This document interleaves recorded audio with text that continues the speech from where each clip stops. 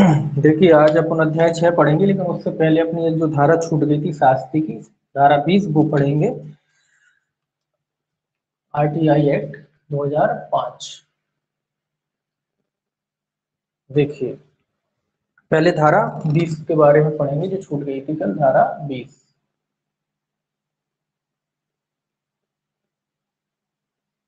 ये पेनल्टी और शास्ति से संबंधित है।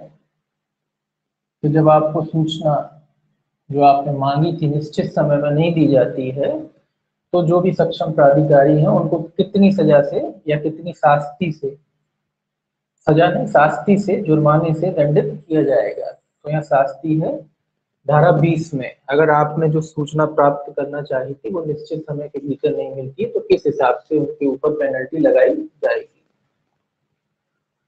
देखिए धारा 20 का जो पहला सब क्लॉज है वो क्या कहता है।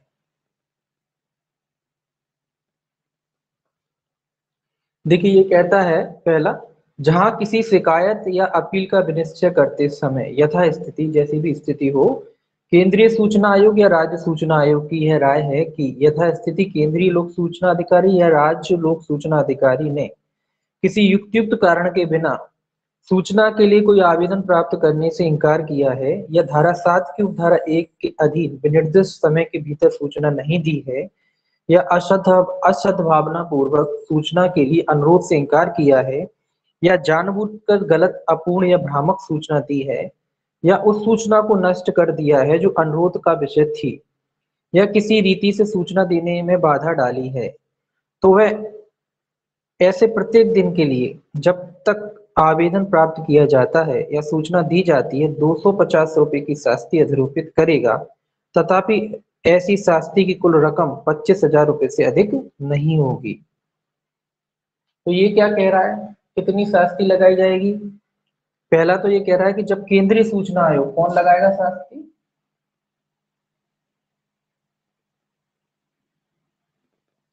शास्ति किसके द्वारा लगाई जाएगी, केंद्रीय सूचना आयोग या राज्य सूचना आयोग, जैसी भी स्थिति हो। आयोग को क्या लगता है कि जो नीचे के जो इनके अधिकारी थे, केंद्रीय लोक सूचना अधिकारी और राज्य लोक सूचना अधिकारी, केंद्रीय लोक सूचना अधिकारी केंद्रीय लिख दीजिए यहाँ, जैसी भी स्थिति हो केंद्रीय और राज्य दोनों एक साथ लिखिए, सूचना अधिकारी।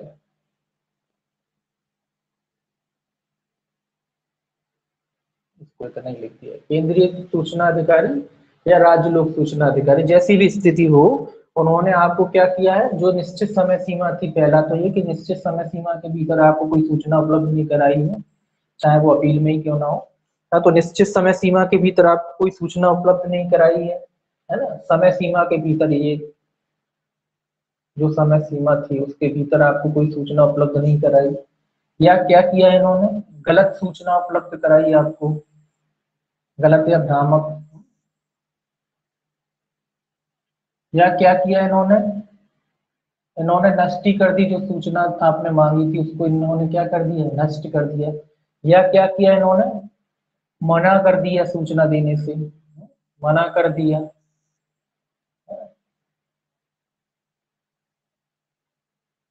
या इन्होंने क्या किया, सूचना देने से आपको मना कर दिया या नष्ट कर दिया, या कोई बाधा आदि पहुंचाई। कुल मिला के एक ही सार निकलता है कि इन्होंने आपको सूचना देने में से क्या किया, मना किया, इनकार किया, यानी सूचना उपलब्ध नहीं कराई। ये सारी चीजें कही इन्होंने, और आपको क्या है, सूचना उपलब्ध नहीं कराई, किसी भी वजह से, कोई भी कारण हो सकते हैं, समय सीमा के भीतर नहीं दिया, गलत सूचना दी, भ्रामक दी, नष्ट दी कर दी, या कोई अन्य बाधा पहुंचाई, अनुचित कारण से, असद्भावना पूर्वक सूचना देने से मना कर दिया, सूचना देने से क्या करा, असद्भावना पूर्वक मना कर दिया आपको। तो ये कह रहा है कि ये जो केंद्रीय सूचना आयोग है या राज्य सूचना आयोग है, ये प्रत्येक दिन के हिसाब से, ये याद रखना आपको, प्रत्येक दिन,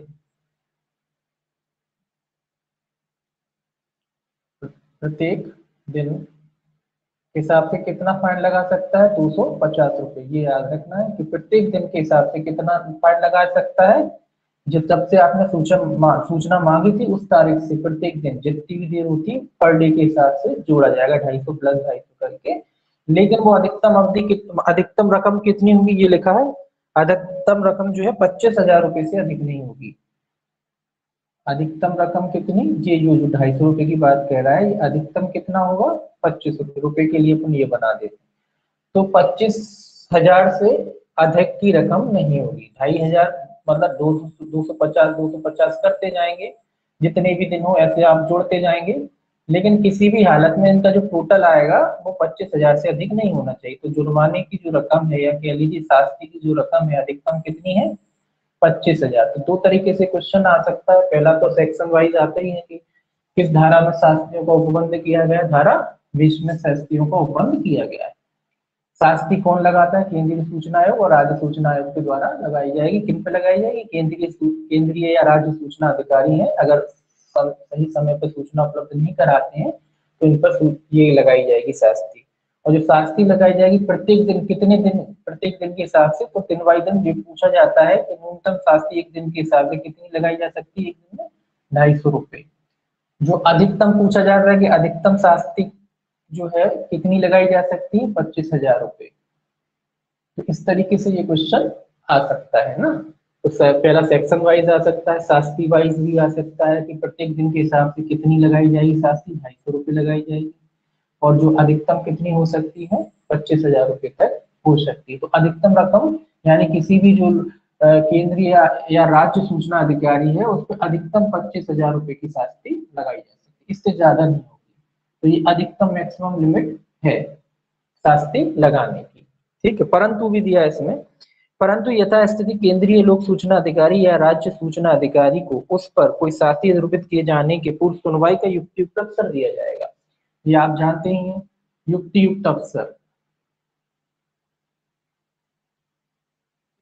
युक्त अवसर दिया जाएगा। किसको दिया जाएगा, इन लोगों को दिया जाएगा, केंद्रीय या राज्य सूचना अधिकारी जो है, जब उन पर फाइन लगाया जाएगा, जब उन पर शास्ति लगाई जाएगी तो इनको भी सुनवाई का मौका दिया जाएगा। यानी इनका भी पक्ष सुना जाएगा कि भाई आपने जो सूचना उपलब्ध नहीं कराई है तो आप क्या कहना चाहते हैं, आप बताएं कि आपने सूचना देने से किस वजह से इनकार किया। अगर उपयुक्त वजह होती तो कोई बात ही नहीं, अगर वो उपयुक्त कारण या जवाब नहीं दे पाते तो फिर उन पर फाइन लगाया जाएगा। वो युक्तियुक्त अवसर उनको भी दिया जाएगा, किस बात का, उनका अपना पक्ष रखने का, है ना। ये तो प्राकृतिक न्याय का सिद्धांत है, बगैर सुने किसी को पनिशमेंट नहीं दे सकते, इसीलिए लिखा है कि जो अपवाद लिखा है, ये क्या कहते हैं, स्पष्टीकरण लिखा है, ये कहता है कि युक्त युक्त समय इनको दिया जाएगा। किसको दिया जाएगा, लोक सूचना अधिकारी को दिया जाएगा। देखिए, तो सजाए इसका याद रखना है, 250 रुपए पर डे है और 25,000 रुपए अधिकतम है ना। धारा 20 में का जो पहला क्लॉज ये कहता है कि इनकी जो सजा है 250 रुपए पर डे और 25,000 रुपए अधिकतम। ये याद रखना आपको, आसान है लेकिन क्या होता है भूल जाते हैं लोग। पर डे के हिसाब से इनको 250 रुपए और अधिकतम 25,000 रुपए की पेनल्टी से दंडित किया जाएगा और साथ ही साथ इनको सुनवाई का मौका भी दिया जाएगा। परंतु भी है एक इसमें, देखिए परंतु क्या कहता है,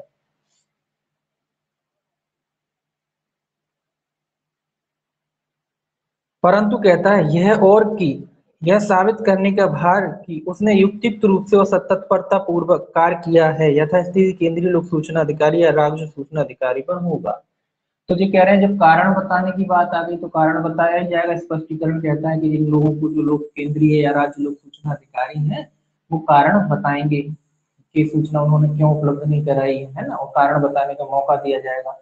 और साथ ही साथ ये कह रहा है कि जो सबूत का भार है किस पर होगा, कि इन्होंने तत्परता बरती थी, मतलब इन्होंने अपनी तरफ से सूचना देने की पूरी कोशिश की थी, इनकी तरफ से कोई गलती नहीं की गई है। इस ऐसा भार, ये सारी बातें सिद्ध करने का भार किस पे होगा, केंद्रीय या राज्य लोक सूचना अधिकारी पर होगा। केंद्रीय या राज्य सूचना अधिकारी पर होगा, केंद्रीय है और राज्य सूचना अधिकारी पर होगा। किस पर होगा भार, इन्हीं पर होगा, क्योंकि इन्हीं ने गलती की है ना, तो इन्हीं को सिद्ध करना पड़ेगा कि भाई हमने तो सूचना देने में कोई गलती, तत्परता, सारी तत्परता बढ़ती थी, मतलब हमारी तरफ से कोई गलती नहीं है, तो ये अपनी गलती नहीं है, ये सिद्ध करने का भार किस पर होगा, इन्हीं पर होगा, केंद्रीय या राज्य लोक सूचना अधिकारी। जैसी भी स्थिति हो तो इनको स्वयं को सिद्ध करना पड़ेगा कि हमारी तरफ से कोई लापरवाही नहीं बरती गई थी। अगर सिद्ध कर देते तो ठीक है, नहीं करते हैं तो फिर पेनल्टी है ही, तो पेनल्टी दी जाएगी, है ना। तो ये इसका परंतु कहता है। इसमें दूसरा क्लॉज और है, दो क्लॉज है इसमें, देखिए दूसरा क्लॉज क्या कहता है इसका।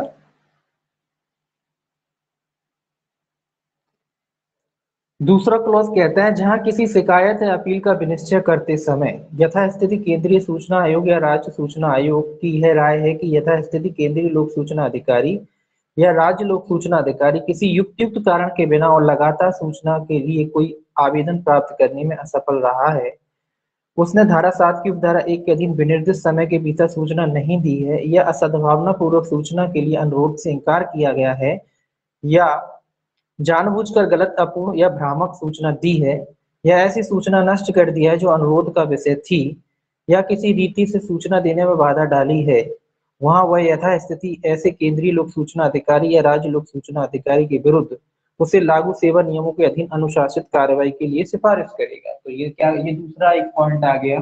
ये सारी बातें तो हो गई जो ऊपर लिखा था, वही बात है। इसमें कह रहा है कि अगर कोई लोक सूचना अधिकारी है या क्या केंद्रीय केंद्रीय लोक सूचना अधिकारी है या राज्य लोक सूचना अधिकारी है, और अगर आयोग को ऐसा लगता है, जैसी भी स्थिति केंद्रीय सूचना आयोग या राज्य लोक सूचना आयोग, आयोग को ऐसा लगता है, आयोग कहेंगे हम यहाँ, जैसी स्थिति, तो आयोग को क्या लगता है कि इन्होंने जो सूचना दी थी, एक तो सूचना देने में डिले किया, दूसरा इन्होंने जो सूचना मांगी थी पूरी सूचना नहीं दी या नष्ट कर दी या भ्रामक सूचना दी, कुल मिला के इनकी तरफ से गलती की, ऐसा अगर सिद्ध हो जाता है, आयोग को ऐसा लगता है कि इन्होंने गलती की है, इनकी गलती है, तो पनिशमेंट जो लिया था 250 रुपये पर डे वो तो हो गई, और 25,000 रुपये अधिकतम की जो रकम थी वो तो है ही, है ना, वो तो लगेगा ही लगेगा। इसके अलावा लिखा है सेवा नियमों के अनुसार उनके खिलाफ कार्रवाई और की जाएगी, सेवा नियमों के साथ। देखिए जब भी कोई इंसान नौकरी करता है तो उसकी सेवा नियम जो होते हैं उनके हिसाब से ये कह सकते हैं विभागीय कार्रवाई, सेवा नियम मतलब जो विभाग की कार्रवाई है उसके लिए भी ये सिफारिश करेगा आयोग के साथ इनके खिलाफ विभागीय कार्रवाई और करी जाए, ये तो लग ही जाएगा, साथ में इनके साथ विभागीय कार्रवाई भी की जाएगी खिलाफ, क्योंकि इन्होंने जो अपनी सेवा के नियम है वो ठीक से पालन नहीं किए हैं। तो ऐसा रिकमेंड कर सकता है कि इनके खिलाफ विभागीय कार्रवाई भी की जाए, इनकी विभागीय जांच भी की जाए, इनका आचरण ठीक नहीं लग रहा, इनका जब आचरण ठीक नहीं है तो जो सेवा नियम है उनके खिलाफ उसके हिसाब से इनके खिलाफ क्या की जाए, विभागीय कार्रवाई भी की जाए। ये कौन सा क्लॉज कहता है, दो क्लॉज। तो वैसे इस तरीके का क्वेश्चन पूछा तो नहीं गया, लेकिन अगर आपको याद रखना हो याद रख सकते हो, कुछ भी पूछा जा सकता है आजकल, तो याद रखें कि 20-2 में ये रिकमेंडेड करने की बात करता है। अगर आयोग को लगता है, केंद्रीय या राज्य सूचना आयोग को लगता है कि इनके खिलाफ सेवा नियमों के अनुसार कार्रवाई की जानी चाहिए, तो ऐसा सिफारिश कर सकता है। क्या कर सकता है, सिफारिश, वो अपनी तरफ से सिफारिश कर सकता है, ठीक है ना, कि इनके खिलाफ विभागीय कार्रवाई भी की जाए। ये कौन सा क्लॉज कहता है, दूसरा, दो ही क्लॉज है, पहला में शास्त्री में, दूसरे में इनके खिलाफ विभागीय कार्रवाई की सिफारिश हो गई, ठीक है। तो ये भूलने की बात है नहीं, भूलोगे ही नहीं क्योंकि दो ही क्लॉज है, ठीक है। तो ये हो गया अपना शास्त्री वाला धारा 20। इसके बाद अपन अगला अध्याय शुरू करेंगे, अध्याय 6।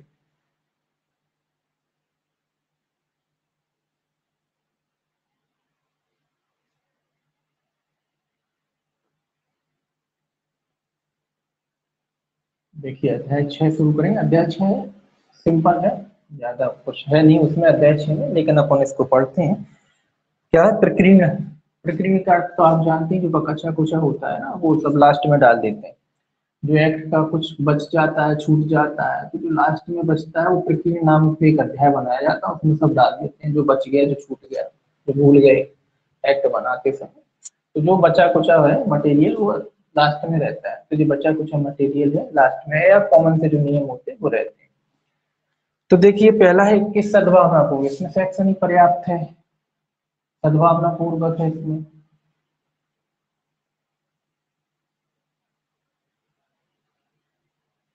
हर एक्ट में रहता है ये, कि अगर कोई व्यक्ति सद्भावना पूर्वक या गुड फेथ में काम करता है और अगर उससे कोई गलती हो जाती तो वो अपराध की श्रेणी में नहीं आती।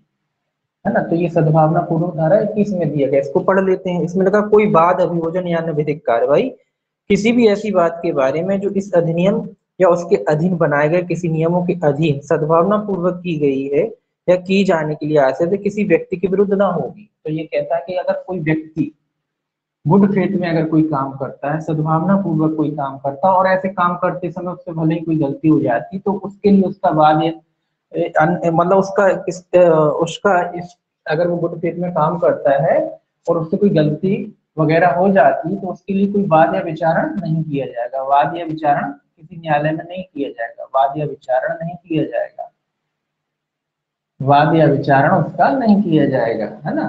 कब गुड फेथ में काम कर रहा होता है ना, ह्यूमन नेचर है कि आप अच्छे मन से अच्छी मनसा से काम कर रहे हैं लेकिन फिर भी गलती हो जाती है। अगर ऐसे दंडित करने लगे सबको तो फिर सब ढंग से काम नहीं कर पाएंगे, इसीलिए ये क्लॉज जोड़ा जाता है ताकि लोग स्वतंत्र रूप से अच्छे तरीके से पूरी सामर्थ्य के साथ अपना काम कर सके, उन्हें कोई भय नहीं रहे कि हम गलती कर देंगे तो हमें सजा हो जाएगी, ये हो जाएगा वो हो जाएगा। अगर आप ईमानदारी से काम करते हैं अपना और गलती हो भी जाती तो कोई बात नहीं, विधि कहती है कोई बात नहीं, सद्भावना पूर्वक काम कर रहे थे आप, आपने गलती कर दी कोई बात नहीं, इसके लिए आपका कोई वाद या विचारण नहीं होगा। ठीक है, तो ये है 21, ये सब में एक ही रहता है, एक सही भाषा रहती है, एक ही चीज रहती है ना, हर एक्ट में एक ही बात होती है। तो अगर आप गुड फेथ में काम करते हैं तो फिर आपके खिलाफ कोई विधिक कार्रवाई नहीं की जाएगी, ना कोई वाद या अभियोजन किया जाएगा। ठीक है, ये आपका 21 हो गया गुड फेथ। सेक्शन 22 देख लेते हैं, कोई खास नहीं है लेकिन देख लेते हैं, अपने बचा नहीं है। अधिनियम का अध्यारोही प्रभाव, कैसा प्रभाव रखेगा ये अधिनियम? अध्यारोही।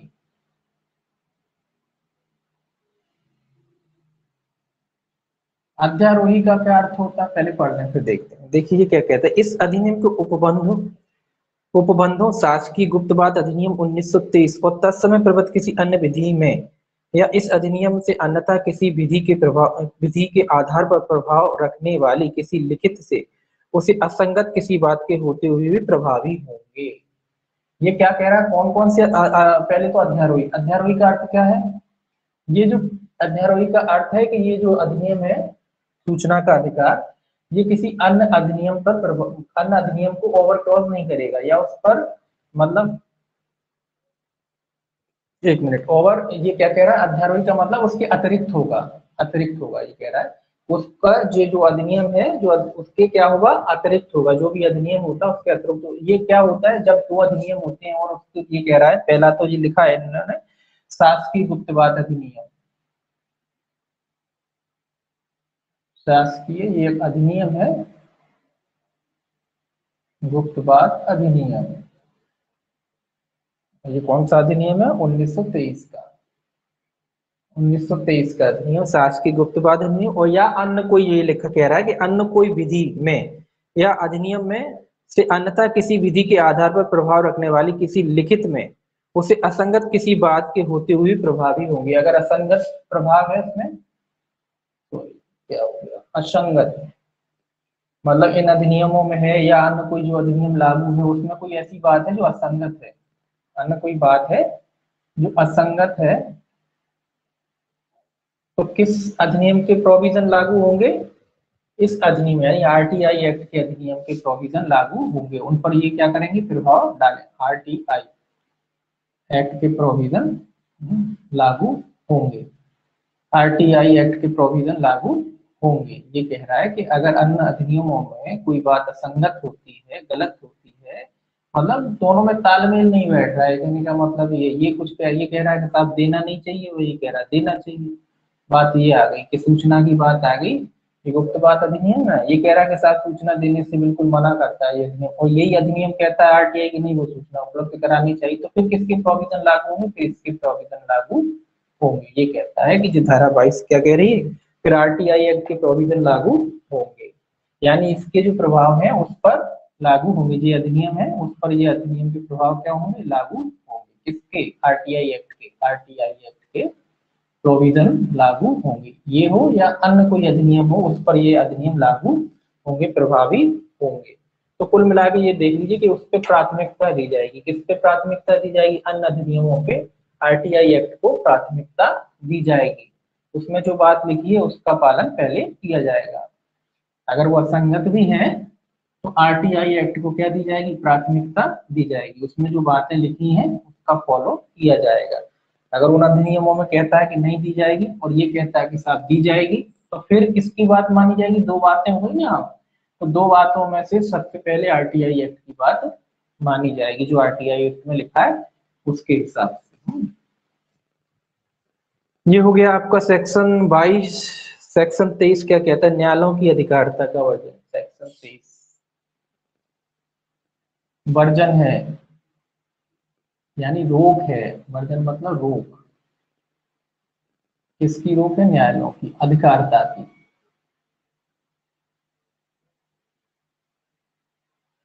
अधिकारिता का वर्जन है किसका, न्यायालयों की बात, न्याय। तो वर्जन है ये रोक से संबंधित है, और अधिकारिता रोकता है, किसकी रोकता है, बाधित किसकी, रोकता मतलब बाधित करता है, किसकी अधिकारिता बाधित करता है, न्यायालयों की। ये क्या कह रहा है, धारा 23 ये कह रहा है कि कोई न्यायालय इस अधिनियम के अधीन किए गए किसी आदेश के संबंध में कोई वाद, आवेदन या अन्य कार्रवाई ग्रहण नहीं करेगा, और ऐसे किसी आदेश को इस अधिनियम के अधीन अपील से भिन्न किसी रूप में प्रसंगित नहीं किया जाएगा। तो ये कह रहा है कि अगर आपको कोई डिसीजन, जो आपने सूचना प्राप्त की थी, ये थोड़ी इस एक्ट की सबसे खामी है। इस खामी है इस एक्ट की सबसे बड़ी खामी ये है, ये कहता है कि अगर आपको कोई सूचना उपलब्ध नहीं होती जो समय अवधि है उसके भीतर, तो उसके लिए आप कोई न्यायालय में वाद या अभियोजन कार्रवाई नहीं कर सकते, है ना, कोई वाद नहीं ला सकते उसके कि न्यायालय चले गए और वाद ले आए। तो ये न्यायालय के अधिकार से वाद लाने की अधिकारता है उसको वर्जित करता है, रोकता है कि आप इसके आधार पर कि आपको कोई सूचना उपलब्ध नहीं हुई है, आप कोई वाद ला सकें, तो आप वाद नहीं ला पाते। हाँ, आपका जो प्रोविजन दिए ना, जो 250 रुपये 250, बस केवल वही है, वही आपको एक उपचार है। उसके अलावा आप चाहें कि साहब न्यायालय में भी कोई वाद लाया जा सके, तो आप ऐसा कोई वाद नहीं ला सकते, और ये सबसे बड़ी कमी बताई जाती है इस अधिनियम की। अगर इसको ढंग से और लागू कराना है तो फिर ये वाद वाला जोड़ना चाहिए, लेकिन उसका भी रीजन है कि फिर लोग छोटी छोटी बातों पर वाद लाएंगे, कोई सूचना नहीं मिली वाद लगा दिए, ये भी थोड़ा दिक्कत है। तो दोनों ही दिक्कत है ना, कर देते हैं तो भी दिक्कत है, नहीं करते हैं तो भी दिक्कत है। तो इसके बीच का रास्ता निकाल सकती है सरकार अगर चाहे तो, किन मामलों में बाद ले आएंगे किन में नहीं लाएंगे, इस तरीके का सरकार चाहे तो कर सकती है कि बाद ला सकते हैं किन में, तो वो एक अलग बात है जब सरकार करे। लेकिन हाँ, ये सबसे बड़ी कमी है कि इसके आधार पर आप बाद छूट नहीं कर सकते न्यायालय में। आपने आरटीआई का आवेदन लगाया, अब आपको सूचना नहीं दी, वो जो आप अपील कर सकते हैं आयोग को, वो तो ठीक है, वही आधार है, आपको केवल वही कर सकते हो आप। अपील कर दो उसकी, कहाँ करोगे, आयोग में करोगे। लेकिन न्यायालय में आप चाहोगे बात कर दें, बात फाइल कर दें, सूट फाइल कर दें, है ना, तो वो सूट या वाद आप इस अधिनियम के तहत फाइल नहीं कर सकते। ये इसकी कमी मानी जाती है, और ये धारा भी इम्पोर्टेंट है, याद रखेंगे कि न्यायालय की अधिकारिता का वर्णन करती धारा है, क्योंकि इस पर चर्चा होती रहती है धारा पे, है ना, इस चर्चा वाली धारा है, इसीलिए ये धारा इम्पोर्टेंट है। सेक्शन है अब 24। तो ये याद रखना कि इस अधिनियम के तहत आपको सूचना नहीं दी जाती थी, तो क्वेश्चन बन सकता है क्या न्यायालय में वाद लाया जा सकता है, न्यायालय में वाद नहीं ला सकते। हाँ, आप अपील कर सकते हैं, आयोग को अपील की है सकती है, आपको आप अपील कर सकते हैं, आपको अधिकारता है कि आप अपील करें। अपील करेंगे तो वही जो 250 रुपये और 25,000 रुपये की पेनल्टी है वो आयोग लगाना चाहेगा तो लगा देगा, है ना, वही है उपचार इसका। लेकिन आप चाहें कि साहब अब वाद ला सकते तो वाद नहीं ला सकते। तो याद रखना कि धारा या अधिनियम जो आरटीआई एक्ट है उसके तहत आप न्यायालय में वाद नहीं ला सकते। ठीक है, अब देखिए सेक्शन 24 पढ़ेंगे। अधिनियम का कतिपय संगठनों को लागू ना होता, ये भी पढ़ेंगे ध्यान से कि कौन कौन से संगठन है जिनको ये लागू नहीं होता, लागू नहीं होगा। देखिए कई ऐसे संगठन होते हैं जिन पर इनका लागू कराना उचित भी नहीं होगा, तो संगठन है, कई ऐसे संगठन होते हैं, ऑर्गेनाइजेशन होते हैं जिन पर इसका लागू करना उचित भी नहीं होगा, राष्ट्र हित में भी नहीं होगा, देश हित में भी नहीं होगा, है ना। तो ऐसे कुछ संगठन होते हैं जिनको छूट प्राप्त है आरटीआई एक्ट से, उन पर यह अधिनियम लागू नहीं होता। आरटीआई एक्ट जो है इन अधिनियमों पर लागू नहीं होता। कुछ संगठन है जो नीचे दिए गए हैं कि कौन कौन से संगठन है उन पर लागू नहीं होता, क्योंकि जरूरी है कि हर चीज पे लागू तो नहीं किया जा सकता ना। कुछ चीजें ऐसी होती हैं जो राष्ट्रीय सुरक्षा से जुड़ी हुई होती हैं, तो इस तरह इसी वजह से उनको छूट दे दी जाती है। तो ये धारा 24 छूट देती है कि कौन से संगठनों पे यह अधिनियम लागू नहीं होगा। देखिए क्या कहता है, इस अधिनियम में अंतर्विष्ट कोई बात केंद्रीय सरकार द्वारा स्थापित आसूचना और सुरक्षा संगठनों को, तो केंद्र सरकार द्वारा स्थापित, ये आ गया केंद्र सरकार द्वारा स्थापित, जो केंद्र सरकार ने जिनकी स्थापना की है, आसूचना और सुरक्षा संगठनों, आसूचना और सुरक्षा संगठनों पर लागू नहीं होती। संगठन ठीक है तो नहीं होता, सुरक्षा संगठनों पर यह अधिनियम लागू नहीं होता। कौन सा, कि जिसकी स्थापना केंद्र सरकार ने की है, आसूचना और सुरक्षा संगठन। आसूचना, आप कहेंगे आसूचना क्या, आसूचना जिसकी सूचना देना केंद्र सरकार को कितनी समझती, वो वाले कोई अधिनियम होते हैं उनके अधीन आते हैं, जो आसूचना के स्थापना के अंतर्गत आते हैं, या जो सुरक्षा संगठन होते हैं तो उनकी सूचना आपको उपलब्ध नहीं, या मतलब आसूचना मतलब जिस पर रोक लगाई है सरकार ने, और सुरक्षा संगठन जो होते हैं वो, उन पर यह अधिनियम लागू नहीं होता जो केंद्र सरकार ने स्थापित किए। दूसरा, जो दूसरी अनुसूची में विनिर्दिष्ट है, सेकंड शेड्यूल कह रहा है कि जो सेकंड शेड्यूल में विनिर्दिष्ट है, पीछे एक शेड्यूल दिया है वो आप निकाल के देखें, उसको एक बार पढ़ लें अपन, वैसे पूछा जा सकता है, वैसे तो नहीं इंपॉर्टेंट नहीं है, लेकिन देख लें कौन कौन से संगठन है। अब इसमें आप क्या याद रखेंगे, ये संगठनों की जो सूची निकाली आपने, दूसरी सूची, दूसरी सूची में अब ये पूछा जा सकता है कि कुल कितने संगठन हैं। नाम तो नहीं पूछेंगे, हो सकता है नाम में पूछने के इनमें से कौन सा, नहीं वैसा नहीं पूछेंगे। क्वेश्चन ये पूछ सकते हैं कि जो सेकंड शेड्यूल है इसका, आरटीआई एक्ट का, उसमें कुल कितने संगठनों को समाहित किया गया है। तो ये सेकंड शेड्यूल में कितने कर गया है, 26 संगठनों को शामिल किया गया है, जिनकी सूचना आपको उपलब्ध नहीं कराई जाए, ये तो नहीं। और प्लस सेकंड जो शेड्यूल है उसमें कुल 26 संगठनों को शामिल किया गया है, संगठनों को जिनकी सूचना आप नहीं प्राप्त कर सकते, जिनकी सूचना आपको उपलब्ध नहीं कराई जाएगी, ठीक है ना। तो ये याद रखेंगे आप, तो बस नाम एक बार पढ़ लें कॉमनली, जैसे जनरल नॉलेज के लिए पढ़ लें वो ठीक है, लेकिन ये जरूर याद रखें कि इसमें कितने संगठन है, 26 संगठन। ये काउंटिंग जो है वो याद रखें कि इसमें कुल कितने संगठनों को शामिल किया गया। कई लोगों के पुराने होंगे, हो सकता है कम हो, जो नया एक्ट है उसके हिसाब से संगठन जो है 26 है, 26वां जो है 2016 में जोड़ा गया है, और जो था 7वां था वो 2014 में जोड़ा गया। तो टोटल फिलहाल जो है अब वर्तमान की स्थिति में 26 संगठन है। तो 26 संगठनों के बारे में आप सूचना, जो सेकंड शेड्यूल कहता है कि आप कोई सूचना प्राप्त नहीं कर सकते। तो ये याद रखेंगे कि कुल कितने संगठन है, नाम अगर आप पढ़ना चाहें तो पढ़ सकते हैं, जो ऊपर लिखे आसूचना, ये सारी चीजें हैं। तो ये नाम की खैर कोई जरूरत नहीं है, आपको केवल इतना याद रखना है कि कुल 26 संगठन है सेकंड शेड्यूल में, जिनके बारे में आपको सूचना का कोई अधिकार प्राप्त नहीं है, ठीक है।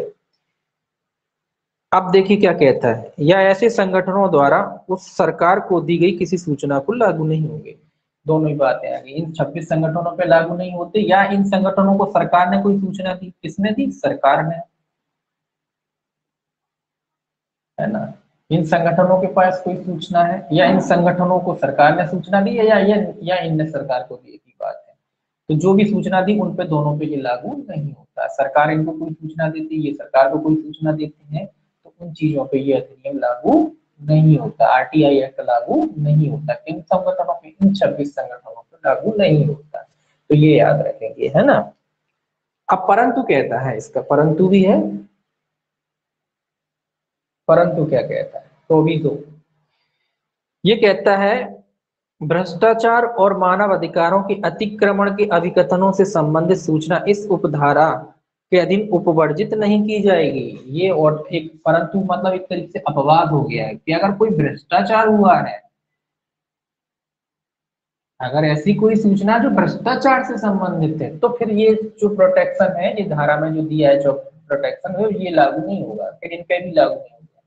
अगर कोई सूचना है जो भ्रष्टाचार से संबंधित है, कि साहब करप्शन किया गया है, इन्हीं ने किया है, बोले संगठनों में से किसी ने या किसी के अधिकारी ने किया है, उसमें कोई डील हुई थी, उस डील में बोले भ्रष्टाचार हुआ, अगर ऐसी कोई सूचना है तो फिर ये वाली बात जो है, जो रोक लगाती है, फिर वो उस पर लागू नहीं होगी। कब, जब बात हो भ्रष्टाचार की, याद रखें। जो 26 संगठनों की सूचना देने से आपको इनकार किया जा रहा था, लेकिन अगर वो बात भ्रष्टाचार की हो जाती, करप्शन की बात हो जाती है, तो फिर उस पर ये 12 जो ऊपर अपन ने जो बात पढ़ी है कि आपको सूचना उपलब्ध नहीं कराई जाएगी, वो लागू नहीं होगी। कब?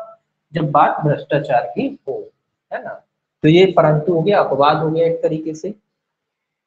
परंतु यह और है, सेकंड प्रोविजो है इसका, ये कहता है यह और, परंतु और है, परंतु ये कहता है यह कि यदि मांगी गई सूचना मानव अधिकारों के अतिक्रमण, हाँ दोनों चीज है, भ्रष्टाचार और मानव अधिकार है, मानव अधिकार से भी संबंधित है, अगर मतलब ह्यूमन राइट्स की बात आ गई तो ह्यूमन राइट्स तो आप जानते ही। तो भ्रष्टाचार अधिनियम, तो सॉरी भ्रष्टाचार अधिनियम, भ्रष्टाचार से संबंधित कोई सूचना है या आपका ह्यूमन राइट्स से जुड़ी हुई सूचना है, तो फिर वो सूचना जो है इन संगठनों के द्वारा भी ये संगठन उसको देना पड़ेगा, ये उसको मना नहीं कर सकते। वैसे तो मना कर सकते हैं धारा 24 के तहत, लेकिन अगर वो सूचना भ्रष्टाचार से और मानव अधिकार से संबंधित है, फिर वो सूचना उपलब्ध कराई जाएगी। मानव अधिकार तो अंतरराष्ट्रीय विषय है एक तरीके से, कि सब व्यक्तियों को समानता का अधिकार है, एक साथ रहने का अधिकार। अब ये इसीलिए जोड़ा गया है कि मान लीजिए कोई संगठन है, कोई सेना संगठन है, किसी व्यक्ति को मारा पीटा, उसके साथ अमानवीय व्यवहार किया, अब आप सूचना निकलवाना चाहते हैं, है ना, इसीलिए इसको जोड़ा गया है ना। तो वो आप नहीं कर सकते, है ना, इसलिए आप आरटीआई के दायरे में आ जाएंगे, और अगर भ्रष्टाचार वाली बात है तो भी आरटीआई के दायरे में आ जाएंगे, इसीलिए लोग थोड़ा सा डरते हैं। अब दूसरा क्या कह रहा था, परंतु यह और की मांगी गई सूचना मानव अधिकार के अतिक्रमण के अभिकथनों से संबंधित है तो सूचना केंद्रीय लोक सूचना आयोग के अनुमोदन के पश्चात ही दी जाएगी, और धारा 7 में किसी बात के होते हुए ऐसी सूचना अनुरोध की प्राप्ति से 45 दिन के भीतर दी जाएगी। ये एक परंतु और आ गया, ये इंपॉर्टेंट हो गया थोड़ा सा। ये क्या कह रहा है कि अगर मानव अधिकार से संबंधित सूचना है, आपने जो सूचना मांगी है, ऐसी सूचना अगर मानव अधिकार से संबंधित है, ह्यूमन राइट से संबंधित है, तो ये किसके अनुमति से दी जाएगी आपको? केंद्रीय सूचना आयोग। यहाँ राज्य की बात नहीं आई, केंद्रीय सूचना आयोग, मतलब ये डिसाइड करेगा कि ये सूचना आपको उपलब्ध कराई जाए या ना कराई जाए। तो केंद्रीय, नीचे हो गया थोड़ा सा, ऊपर लिख देता हूँ, केंद्रीय सूचना आयोग के द्वारा क्या किया जाएगा, इसको निश्चित किया जाएगा। इसको मिटा दे। अगर कोई सूचना मानव अधिकार से संबंधित होती है तो वो सूचना आपको दी जाए या ना दी जाए, ये कौन डिसाइड करेगा? केंद्रीय सूचना आयोग। इसका डिसीजन अंतिम होगा केंद्रीय सूचना आयोग। कैसी सूचना है? मानव अधिकार से संबंधित सूचना है, मानव अधिकार से संबंधित, मानव अधिकार से संबंधित सूचना है, तो इसका डिसाइड कौन करेगा कि ये सूचना आपको उपलब्ध कराई जाए या ना कराई जाए? ये डिसाइड करेगा केंद्रीय सूचना आयोग। और कितने दिन के भीतर उपलब्ध, अगर मान लीजिए इसने डिसाइड किया कि नहीं बिल्कुल सही है, इनको जो सूचना जो मानव अधिकार से संबंधित तो उपलब्ध कराई जानी चाहिए, तो कितने दिन के भीतर उपलब्ध कराई जाएगी? ये याद रखेंगे, 45 दिन के भीतर, 45 दिन के भीतर, 45 दिन याद लिख लीजिए, 45 दिन के भीतर, ये भी याद रखना डेट, है ना। तो अगर इसमें क्वेश्चन आ सकता है कि अगर केंद्रीय सूचना आयोग, या यही आ सकता है कि अगर कोई सूचना मानव अधिकार से संबंधित है तो उसे कितने दिन के भीतर उपलब्ध कराया जाएगा? अगर कोई सूचना मानव अधिकार और ह्यूमन राइट से संबंधित है तो उसके लिए समय अवधि कितनी है? 45 दिन। इसको टिक कर लीजिए अलग से, तो कितनी अवधि है? 45। और अगर ये पूछा जाता है, दूसरा क्वेश्चन ये भी बन सकता है कि अगर कोई सूचना मानव अधिकार से संबंधित है तो किसकी अनुमति से उपलब्ध कराई जाएगी? कौन देगा अनुमति? केंद्रीय सूचना आयोग। जब ये कहेगा तब इसी के अनुरोध पर, इसी की अनुमति से, कह लीजिए कि इसी की अनुमति से वो सूचना आपको उपलब्ध कराई जाएगी। यानी आप डायरेक्ट नहीं मांग पाएंगे, आप आवेदन लगाएंगे तो उस पर केंद्रीय सूचना आयोग क्या करेगा? विचार करेगा। विचार करने के बाद वो अपना डिसीजन लेगा कि वो सूचना आपको उपलब्ध कराई जानी है या नहीं कराई जानी है। तो ये दो चीजें इसमें इंपॉर्टेंट है, ये आपको याद रखना है ना। 45 दिन की अवधि आई है, और दूसरी क्या है? दूसरी इनके डिसीजन की बात आई है ना। तो केंद्रीय सूचना आयोग आदि क्या करेगा? ये देखेगा। तो ये याद रखना है आपको, है ना। इंपॉर्टेंट आ गया ना चीज। अपन क्या करके छोड़ देते हैं चीजें, बीच में से इंपॉर्टेंट निकल जाता है, जल्द कुछ चीजें छोड़ने के चक्कर में वो निकल जाता है। इसीलिए तो इसमें 45 दिन इंपॉर्टेंट है। और आयोग की बात कहता है, वो आयोग भी क्या करेगा, जो केंद्रीय सूचना आयोग है वो इसका निराकरण करेगा कि भैया आपको सूचना देनी चाहिए या नहीं देनी चाहिए। अब देखिए 24 24 ही पढ़ रहे थे अपन, सेक्शन 24।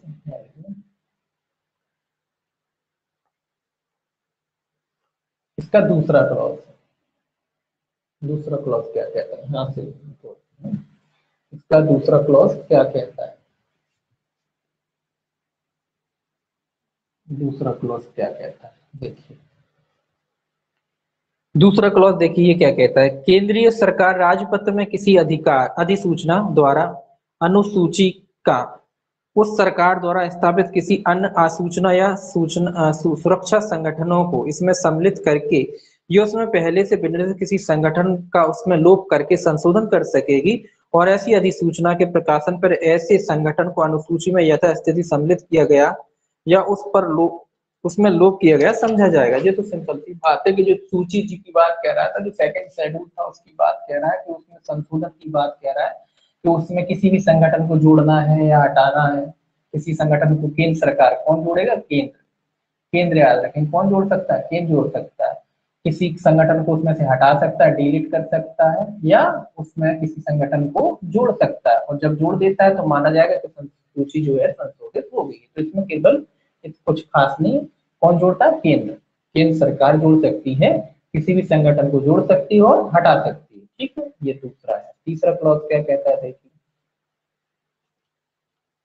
और ये तो आप जानते हैं राजपत्र में अधिसूचना द्वारा तो ये तो चीज कोई बताने की है ही नहीं। जब कोई चीज को जोड़ा जाता है, घटाया जाता है, राजपत्र में एक नोटिफिकेशन निकाला जाता है, वो तो सब जानते हैं, तो उसमें कोई बड़ी बात नहीं है। केवल इतना ध्यान रखना है कि संशोधन जो कौन कर सकता है, केंद्र कर सकती है, उसमें जो किसी संगठन को जोड़ भी सकती है और हटा भी सकती है। अब तीसरा क्या कहता है, उपधारा 2 के अधीन जारी की गई प्रत्येक अधिसूचना संसद के प्रत्येक सदन के समक्ष रखी है। ये भी आप जानेंगे, जब केंद्र करेगा तो संसद के समक्ष रखी भी जाएगी। अगर केंद्र कोई संशोधन आदि करता है, इसमें जो संशोधन की है स्वाभाविक सी बात है, संसद के समक्ष रखा जाएगा उस संशोधन को, संसद में वो पास होगा, पास होगा तो फिर लागू हो जाएगा। तो ये कह रहा है कि संसद के समक्ष भी जो संशोधन सरकार ने किया है, केंद्र सरकार ने, वो संशोधन कहाँ रखा जाएगा, संसद के समक्ष रखा जाएगा, ताकि उस पर बहस हो सके, है ना, कोई निष्कर्ष निकल सके। इसीलिए संसद के समक्ष रखने का उद्देश्य ये होता है कि उस पर बहस हो सके, कुछ चीजें अगर छूट गई हैं तो वो सामने आ सके, है ना। संसद में जितने भी सांसद वगैरह बैठते हैं, लोकसभा राज्यसभा, संसद का में कौन कौन शामिल होते हैं, लोकसभा और राज्यसभा, लोकसभा और राज्यसभा दोनों होते हैं ना, और राष्ट्रपति को भी मान सकते हैं ना, राष्ट्रपति भी होता है। ये हालांकि ये इतना महत्वपूर्ण नहीं है, लेकिन ये इतना महत्वपूर्ण है कि जो संसद में रखा जाता है तो लोकसभा राज्यसभा में दोनों में क्या हो जाएगी, बहस हो जाएगी। इसलिए रखा जाता है कि जो भी यहाँ के सांसद है उस पर क्या कर सके, बहस कर सके, कोई अपना सुझाव देना चाहे तो सुझाव दे सके, है ना, इसीलिए हम इनकी बात करें। हालांकि संसद में तीनों शामिल होते हैं, लोकसभा, राज्यसभा और राष्ट्रपति, तीनों शामिल होते हैं, लेकिन किसकी बात कर रहे हैं अपन, क्योंकि इनको बहस करना है ना, राष्ट्रपति थोड़ी बहस करने जाएगा, तो बहस तो ये करेंगे लोकसभा के सांसद ने, राज्यसभा के सांसद ने बहस करेंगे, कोई अपनी राय देना चाहे कि नहीं साहब इसमें ये और शामिल करना चाहिए या ये शामिल नहीं करना चाहिए, इसके क्या गलत परिणाम होंगे, तो इसकी बहस हो जाए, इसीलिए संसद के समक्ष रखा जाता है। देखिए अब चौथा क्या कहता है, चौथा कहता है इस अधिनियम की कोई बात ऐसे आसूचना और सुरक्षा संगठनों को लागू नहीं होगी जो राज्य सरकार द्वारा स्थापित ऐसे संगठन हैं जिन्हें वह सरकार द्वारा समय समय पर राजपत्र में अधिसूचना द्वारा विनिर्दिष्ट करे। ये राज्य के लिए भी कह दिया, जो ऊपर केंद्र की बात पड़ी थी, ये राज्य के लिए भी कह दिया कि भैया राज्य वाले जो संगठन वगैरह हैं जिनको राज्य सरकार ने कोई किसी सूची में शामिल करके रखा या शामिल किया है, तो उन पर भी ये अधिनियम लागू नहीं होगा, वो सूचना उपलब्ध नहीं कराई जाएगी। अगर राज्य सरकार ने भी किसी संगठन को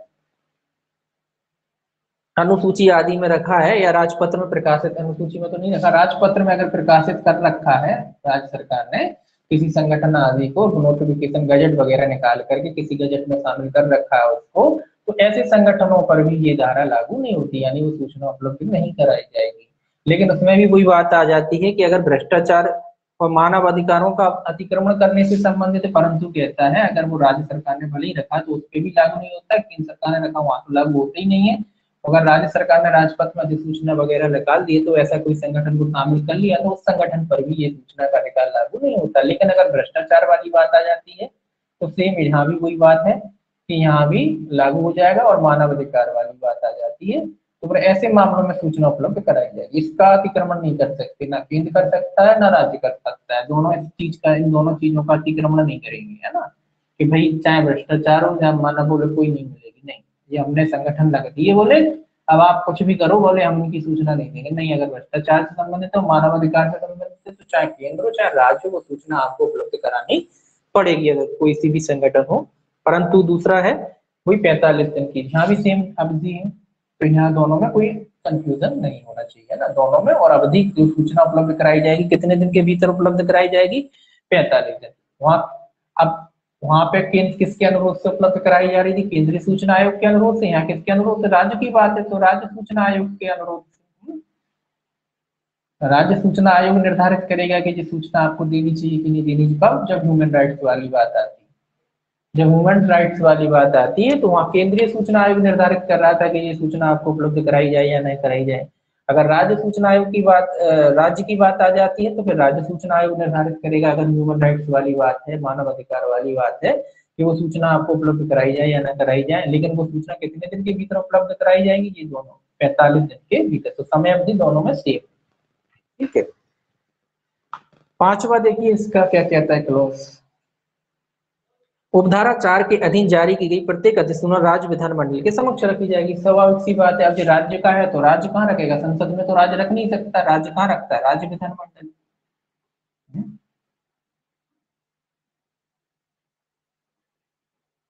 राज्य कहाँ रखेगा, अपने विधानमंडल में ही तो रखेगा, राज्य विधानमंडल, है ना। तो ये संसद होती है, ये राज्य विधान, राज्य में केंद्र में संसद और राज्य में राज्य विधानमंडल होता है। यहाँ भी विधानमंडल में कौन कौन होते हैं, विधानसभा,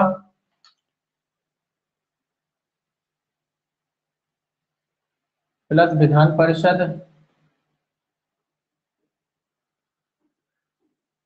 प्लस राज्यपाल बोल लीजिए। खैर इसकी अपना जरूरत नहीं है, इन दोनों की बात है कि अगर किसी द्विसदनात्मक होते हैं ना, कई कई जगह यूपी वगैरह है तो वहाँ कई जगह विधानसभा भी होती है और विधान परिषद भी होती है, जैसे राज्यसभा होती है वैसे स्टेट में विधान परिषद होती है, लेकिन अपने यहाँ एमपी में केवल विधानसभा है। तो जो सदस्य होते हैं, जो विधायक होते हैं, वहाँ सांसद होते हैं, यहाँ कौन होते हैं, यहाँ विधायक होते हैं। तो ये विधायक लोग जो क्या करेंगे, बहस करेंगे, दोनों सदन अगर है तो दोनों सदनों के विधायक क्या करेंगे, बहस करेंगे, चर्चा करेंगे, चर्चा करके जो भी निष्कर्ष निकलेगा उसके हिसाब से फिर क्या करा जाएगा, उसको सूचना को, मतलब अगर सरकार चाहे तो वो कोई चेंजेस वगैरह करना चाहती है, कोई जोड़ना घटाना चाहती है, तो उस पर ये लोग क्या करेंगे, चर्चा करेंगे, अपना राय देंगे, अपना बहुमत के हिसाब से अपनी राय देंगे कि भाई ऐसा होना चाहिए, ये चीज और जोड़ना चाहिए ना। तो ये सारी चीजें ताकि सबका सहयोग मिल जाए, ये इसलिए किया जाता है। तो विधानमंडल में कौन कौन शामिल होते हैं, विधानसभा और विधान परिषद, और राज्यपाल तो होते ही है ना। ऐसे ही संसद में कौन कौन शामिल होते हैं, लोकसभा और राज्यसभा, राष्ट्रपति प्लस राष्ट्रपति, तो ये सारे होते हैं चीजें जो अपन कॉन्स्टिट्यूशन में पढ़ेंगे।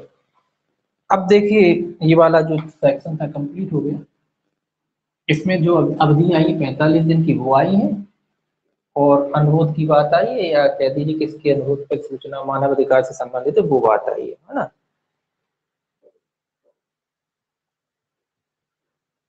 24 हो गया, ठीक है, सेक्शन 24 हो गया। सेक्शन 24 भी याद रखना, अधिनियम के कतिपय संगठनों को लागू ना होना, एक तरीके से सेक्शन 24 क्या है, आरटीआई एक्ट का अपवाद भी हो गया है ना, अपवाद। 24 सेक्शन क्या होगा, अपवाद हो गया। सूचना के अधिकार अधिनियम की कौन सी धारा अपवाद है, तो धारा 24 अपवाद हो गई। अगर इस तरीके से पूछा, डायरेक्ट ना पूछ के ऐसे पूछ लिया कि सूचना के अधिकार अधिनियम की कौन सी धारा इस अधिनियम की अपवादों की श्रेणी में आती है, तो धारा कौन सी आती है, 24 ही तो आ रही है ना। 24 क्या है, इसका अपवाद, ये मना कर रहा है सूचना देने, तो 24 क्या है, अपवाद हो गई है ना। तो इस तरीके से भी याद रख सकते हैं आप इस धारा को, कि धारा 24 क्या है, इसका अपवाद है, अधिनियम का अपवाद है, इस अधिनियम का अपवाद है ना, रोक लगा रही है ना कि नहीं दी जाएगी, वो बात अलग है, कंडीशन है उसमें तो, लेकिन है तो अपवाद है ना। तो इस तरीके से भी याद रख सकते हैं आप इसका। सेक्शन 25 जो है मॉनिटरिंग वगैरह की बात करता है, निगरानी इसको कहते हैं, मॉनिटरिंग मतलब मॉनिटर करना और रिपोर्ट करना। तो यहाँ क्या मॉनिटरिंग की बात करता है, मॉनिटर करेंगे तो रिपोर्ट भी करेंगे। मॉनिटर किस लिए? कि केवल मॉनिटर करते रहेंगे, देखते रहेंगे? नहीं, निगरानी करेंगे, साथ में जो निगरानी के बाद आप क्या करेंगे, रिपोर्टिंग करेंगे, वो धारा 25 में बताया गया है। ये कुछ ज्यादा खास नहीं, इसको हम पढ़ लेते हैं। कहता है पहला क्लोज, यथास्थिति केंद्रीय सूचना आयोग या राज्य सूचना आयोग प्रत्येक वर्ष के अंत के पश्चात यथाशीघ्रता से उस वर्ष के दौरान इस अधिनियम के उपबंधों के कार्यान्वयन के संबंध में एक रिपोर्ट तैयार करेगा और उसकी एक प्रति समुचित सरकार को भेजेगा। तो ये कह रहा है कि प्रत्येक वर्ष इसकी एक क्या बनाई जाएगी, एक रिपोर्ट तैयार की जाएगी। प्रत्येक वर्ष, हर साल, प्रत्येक वर्ष एक रिपोर्ट तैयार की जाएगी। एक रिपोर्ट तैयार की जाएगी प्रत्येक वर्ष। कौन रिपोर्ट तैयार करेगा? केंद्रीय सूचना आयोग या राज्य सूचना आयोग, जैसी भी स्थिति हो, है ना। तो आयोग द्वारा तैयार की जाएगी। आयोग में दोनों शामिल है ना, यहाँ मैं आयोग अकेला लिख रहा हूँ। आयोग का मतलब दोनों, केंद्र और राज्य की बात करें तो दोनों। तो आयोग द्वारा एक रिपोर्ट तैयार की जाएगी प्रत्येक वर्ष। केंद्रीय सूचना आयोग या राज्य लोक सूचना आयोग द्वारा क्या की जाएगी, एक रिपोर्ट तैयार की जाएगी। और वो इसमें लिखा समुचित सरकार। समुचित सरकार मतलब जैसी भी स्थिति हो, केंद्रीय सूचना आयोग रिपोर्ट तैयार करेगा तो केंद्र को भेज देगा, और राज्य सूचना आयोग अगर रिपोर्ट तैयार करता है तो वो किसको भेज देगा, राज्य सरकार को भेज देगा। तो जैसी भी स्थिति हो, अपनी एक रिपोर्ट तैयार करके, प्रत्येक वर्ष एक रिपोर्ट तैयार करके केंद्र और राज्य को भेज दी जाएगी, यानी समुचित सरकार को भेज दी जाएगी। इसलिए समुचित शब्द इस्तेमाल किया गया है, जैसी भी स्थिति है ना। राज्य सूचना आयोग बनाता है तो वो राज्य को भेज देगा, और केंद्र सूचना आयोग अपनी रिपोर्ट किसको भेज देगा, केंद्र सरकार को भेज देगा। इसीलिए समुचित सरकार शब्द का इस्तेमाल किया गया है। अब रिपोर्ट काहे की बनाएंगे?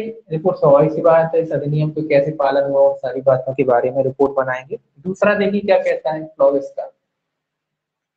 दूसरा कहता है प्रत्येक मंत्रालय या विभाग अपनी अधिकारिता के भीतर लोक प्राधिकारियों के संबंध में ऐसी सूचना एकत्रित करेगा और उसे यथास्थिति केंद्रीय सूचना आयोग या राज्य सूचना आयोग को उपलब्ध कराएगा, जो इस अधिनियम के अधीन रिपोर्ट तैयार करने के लिए अपेक्षित है और इस धारा के प्रयोजनों के लिए उस सूचना को देने तथा अभिलेख रखने से संबंधित अपेक्षाओं का पालन करेगा। ये क्या कह रहा है? प्रत्येक मंत्रालय और विभाग, मंत्रालयों की ड्यूटी है और विभाग ये क्या करेंगे, ये सूचना उपलब्ध कराएंगे। किसको? आयोगों को। जो आयोग हैं उनको क्या करेंगे, सूचना उपलब्ध कराएंगे। मंत्रालय और विभाग, मंत्रालय क्या करेंगे, प्रत्येक मंत्रालय या विभाग अपने अधिकारिता के भीतर जो भी सूचना आरटीआई एक्ट के अधीन जो कर्मचारी वगैरह, अधिकारी वगैरह होते हैं, उनके बारे में ये क्या करेंगे, सूचना उपलब्ध कराएंगे। किसको कराएंगे? आयोग को। केंद्रीय सूचना आयोग या राज्य सूचना आयोग जो भी है, उनको क्या करेंगे, ये सूचना उपलब्ध कराएंगे। तभी तो ये अपनी रिपोर्ट बना पाएगा ना। जो भी सूचना है, जो भी विभाग में जो भी सूचना के अधिकार के तहत जिन भी नियुक्ति वगैरह होती, जो भी सूचनाएं प्राप्त, कितने आवेदन आए, क्या आया, ये सारी रिपोर्टें वगैरह तैयार करके मंत्रालय में आएंगे और मंत्रालय इनको रेफर कर देगा, भेज देगा, ताकि ये क्या करेंगे, उसी आधार पर अपनी एक रिपोर्ट तैयार करेंगे। अगर इनके पास डाटा ही नहीं होगा, कुल मिला के डाटा है तो डाटा ही नहीं होगा तो कहाँ से रिपोर्ट तैयार करेंगे। तो सारा डाटा इकट्ठा करके मंत्रालय और विभाग किसको भेज देंगे, डाटा इकट्ठा करके इनको भेज देंगे, फिर ये अपनी एक रिपोर्ट तैयार करेगा। तीसरा कहता है प्रत्येक रिपोर्ट में उस वर्ष के संबंध में जिसमें रिपोर्ट संबंधित निम्नलिखित के बारे में कथन होंगे। तीसरा कह रहा है तो कौन कौन से कथन, आप कह रहे होंगे कौन कौन से डाटा भेजे जाएंगे, वो तीसरे में बताया कौन कौन। इसको एक बार पढ़ लेते हैं बस। कह रहा प्रत्येक लोक प्राधिकारी से किए गए अनुरोधों की संख्या, मतलब कितने आवेदन आए, है ना, आवेदन कितने आए, वो बताया ना, वो सारी चीजें आएगी। आवेदन कितने आए, अनुरोध मतलब आवेदन कितने दिए गए, कितने आवेदन हुए। ऐसे विनिश्चयों की संख्या, मतलब अब इतने ही पढ़ लीजिए कि आवेदन आए तो उनका कितने आवेदनों का निपटारा हो गया, कितने पेंडिंग पड़े, ये भी वाली बात होगी। दूसरे में कहता है ऐसे विनिश्चयों की संख्या जहां आवेदक अनुरोधों के अनुसरण में दस्तावेजों तक पहुंच के लिए हकदार नहीं थे, इस अधिनियम के वे उपबंध जिसके अधीन वे विनिश्चय किए गए थे, और ऐसे समूह की संख्या जब ऐसे उपबंध अवलंबन किया गया था। तो सारी बातें हैं कि आवेदन पहले तो कितने आवेदन आए, दूसरे कितने आवेदनों का निपटारा हुआ, कौन कौन से व्यक्ति इसके हकदार नहीं थे, कितनों को उपलब्ध कराई गई सूचना, कितनों को उपलब्ध नहीं कराई गई सूचना, कितने दिन के भीतर उपलब्ध कराई गई सूचना, और कितनी सूचना पेंडिंग पड़ी, मतलब सारा दस्तावेज जो सूचना के अधिकार से संबंधित वो सारी चीजें इसमें आएंगी। अगला है पुनर्वलोकन के लिए यथाशी केंद्रीय सूचना आयोग, राज्य सूचना आयोग को निर्दिष्ट की गई अपीलों की संख्या, अपीलों की प्रकृति, अपीलों का निष्कर्ष। अपीलों संबंधी भी अगर कोई डाटा है वो भी उपलब्ध कराया जाएगा कि कितनी अपीलें की गई, कितनी अपीलों का निपटारा किया गया, वो सारी बातें इसमें उपलब्ध, कॉमन बातें हैं, इसीलिए इसको लिखने की समझने की जरूरत नहीं है। तो अपीलों, कितनी अपीलें आई, है ना, कितनी अपीलें की गई, कितनी अपीलों का निराकरण किया गया, ये सारी बातें होंगी। अगला है, इस अधिनियम के प्रशासन के संबंध में किसी अधिकारी के विरुद्ध की गई अनुशासनात्मक कार्रवाई। ये भी सूचना दी जाएगी कि अगर किसी अधिकारी के खिलाफ इस अधिनियम के तहत जो अनुशासनात्मक कार्रवाई की गई है, विभागीय कार्रवाई जो की गई है या अन्य कोई कार्रवाई जो की गई है, वो कौन कौन अधिकारियों के खिलाफ की गई, कब कब की गई है, कितने समय में की गई है, सारी रिपोर्ट भी दी जाएगी। अगला, इस अधिनियम के अधीन प्रत्येक लोक प्राधिकारी द्वारा एकत्रित की गई प्रभारों की संख्या, रकम, मतलब अगर उन्होंने प्रभार, मतलब आपको बताया ना चार्ज फीस वगैरह जो होती है, उस कितना चार्ज किया गया, कितना कलेक्शन हुआ, रेवेन्यू कहते हैं इसको, कितना कलेक्शन हुआ, कितना आवेदन आए, तो जो रेवेन्यू आया वो सारी रिपोर्टें, धन संबंधी, पैसा संबंधी, रेवेन्यू, कितना राजस्व वगैरह आया, वो सारी बातें। आवेदन लगेंगे तो लोग जो भी फीस होती है, छोटी मोटी जो भी फीस होती है, ज्यादा होती है हर हिसाब से, मैटर के हिसाब से, तो जो भी फीस होती है वो कितनी आई, कितनी, वो सारी के बारे में दिया जाएगा। अगला है, कोई ऐसे तथ्य जो इस अधिनियम की भावना और आशय को प्रशासित और कार्यान्वित करने के लिए लोक प्राधिकारी के किसी प्रयास को प्रदर्शित करते हैं, मतलब इस अधिनियम को और अच्छे तरीके से लागू कराने के लिए कोई अन्य सूचना वगैरह है तो वो भी उपलब्ध कराई जाएगी। अगला है, सुधार के लिए सिफारिशें जिसके अंतर्गत इस अधिनियम या अन्य विधान या सामान्य विधि के विकास, समुन्नति, आधुनिकीकरण, सुधार या संशोधन के लिए विशिष्ट लोक प्राधिकारियों के संबंध में सिफारिशें या सूचना तक पहुंच के अधिकार को प्रवर्तनशील बनाने से सुसंगत अन्य कोई विषय। इसके अलावा ये क्या कह रहा है, इस अधिनियम को और भी अच्छी तरीके से लागू कराया जाए, उसके बारे में क्या है, सुधार, संशोधन वगैरह जो है देना चाहते हैं, या कोई विशिष्ट अधिकारी वगैरह की नियुक्ति करना चाहते हैं, तो वो सारी डिटेलें, वो सारा डाटा वगैरह इनको उपलब्ध कराया जाएगा। कॉमन सी बात है, कोई खास बात नहीं है, ये बार एक बार पढ़ लेना, इसको याद भी नहीं करना है, कॉमन सी, ये आपको वैसे भी आएगा तो वैसे भी लगा दोगे आप, है ना, तो कोई खास नहीं है, ये पढ़ना था एक बार तो आपने पढ़ लिया। चौथा देखिए क्लॉज क्या कहता है, याद नहीं करना है इसको, तो भाई याद करने रटने लग गए, बोले जी, बोले ABCD करके दे रखे ना, बोले रटने, कॉमन सी बातें हैं ये, तो इनको रटना क्या है, ये तो वैसे ही तो कोई भी एक बार पढ़ ले तो आदमी सही कर देगा क्वेश्चन, इसमें तो कुछ है ही नहीं। ठीक है, सीधी सी बात है कि शब्द याद रखिए, जो कामकाज है, जो सूचना के अधिकार के तहत जो भी क्रियाएं की जा रही हैं, है ना, वो सारी की सारी रिपोर्टें दी जाएंगी, चाहे वो आवेदन लगाने की हो, चाहे वो फीस की हो, चाहे वो उनके खिलाफ कार्रवाई की गई हो, चाहे अपील का बात है वो, चाहे वो सारी चीजें हैं जो सूचना के अधिकार के तहत आप जो करते हैं, वो सारी की सारी जानकारी जो अधिकारी के पास उपलब्ध है, जितनी उसके अधिकार है, वो सारी उपलब्ध कराएगा। चौथा क्या कहता है, यथास्थिति केंद्रीय सरकार या राज्य सरकार प्रत्येक वर्ष के अंत के पश्चात यथासाध्य शीघ्रता से उपधारा 1 में निर्दिष्ट यथास्थिति केंद्रीय सूचना आयोग, राज्य सूचना आयोग की रिपोर्ट की एक प्रति संसद के प्रत्येक सदन के समक्ष, या जहां राज्य विधानमंडल के 2 सदन है वहां प्रत्येक सदन के समक्ष, और जहां विधानमंडल का 1 सदन है वहां उस सदन के समक्ष रखवाएगी। ये रखवाएगी। अब ये चूंकि रिपोर्ट आ गई है, तो ये कह रहा है कि रिपोर्ट आने का क्या करेंगे, रिपोर्ट जब आ गई है तो वही बात है कि बहस होगी, तो सरकार क्या करेगी, केंद्र सरकार क्या करेगी, उस रिपोर्ट को संसद संसद के समक्ष रखाएगी, संसद में ये जाता है ना, या विधानसभा या विधानमंडल में रखवाई जाएगी, जैसी भी स्थिति हो। अगर कहीं विधानसभा ही है तो विधानसभा में रखाई जाएगी, अगर विधानमंडल है तो दोनों में रखाई जाएगी, है ना। विधानसभा में रखा, अधिकतर विधानसभा है, 4-5 राज्य है जहाँ विधानमंडल भी है, तो वहाँ विधानमंडल में भी रखाई जाएगी। तो विधान परिषद, विधानमंडल में तो दोनों आते, परिषद विधान परिषद अगर है तो विधान परिषद में भी रखाई जाएगी, अगर विधान परिषद नहीं है तो कोई बात नहीं, विधानसभा में रखाई दी जाएगी, है ना। तो संसद और विधानसभा दोनों में रखाई जाएगी, है ना। जैसी भी स्थिति, जहाँ विधानसभा है वहाँ विधानसभा में रखा दी जाएगी, जहाँ दोनों है वहाँ दोनों में रखाई जाएगी, है ना। तो संसद में रखाई जाएगी, किस लिए रखाई जाती है, बहस के लिए कि भैया क्या सुधार हुआ, क्या वर्किंग, क्या आपने प्रोग्रेस की, अधिनियम तो बना दिया, कितनी सफलता प्राप्त कर रहे हैं आप अधिनियम बनाने के बाद, लोगों को वाकई में न्याय मिल रहा है कि नहीं मिल रहा है, लोगों को वाकई में सूचना मिल रही है कि नहीं मिल रही, कि केवल अधिनियम बना रह गया। तो इस सारी चीजों की मॉनिटरिंग करने के लिए ये इनके समक्ष रखी जाती है। फिर ये लोग निराकरण करते हैं ना, देश को कौन चलाता है, संसद से ही चलता है ना देश, अपना देश संसद विधानसभा ही चलाते हैं, ये लोग सांसद विधायक ही तो चलाते हैं देश। तो जब इन जो लोग देश चलाते हैं तो देश की जो भी चीजें हैं इनके समक्ष रखी जाती हैं, है ना, देश के समक्ष इनकी चीजें रखी जाती हैं, और फिर ये लोग क्या करते हैं, डिसाइड करते हैं। वो बात अलग है कि केवल 10% सांसद और विधायक ही होते हैं जो देश चलाते हैं, बाकी तो सब बैठने जाते हैं। केवल 10% विधायक और सांसद होते हैं जो योग्य हैं, जिनको अपन कह सकते हैं योग्यता रखते हैं। बाकी तो सब आप जानते ही, कोई अपराधी है, कोई कुछ है, कोई कुछ है, कुछ आता जाता है नहीं, बस बैठ गए जाके ताली बजाए आए और बस शोर वोर करे आए, माइक वाइक फेंके आए, ये काम करते हैं।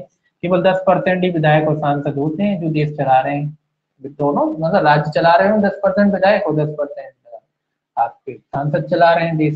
जो योग्यता वाकई में योग्यता रखते हैं, जिनसे आप बात करोगे वो किसी भी कहीं के भी हो, कोई पार्टी के हो, योग्यता रखते हैं, तो उन वाकई में वो लोग देश चलाते हैं। बाकी तो सब बैठने जाते हैं, भीड़ का हिस्सा है बाकी सांसद तो ये कह रहा है उनके समक्ष रखे जाएंगे। देखिए अब अगला क्या कहता है, कहाँ पे थे अपन,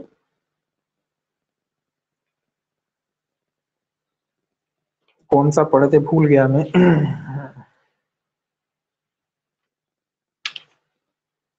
हाँ, 5वां है इसका,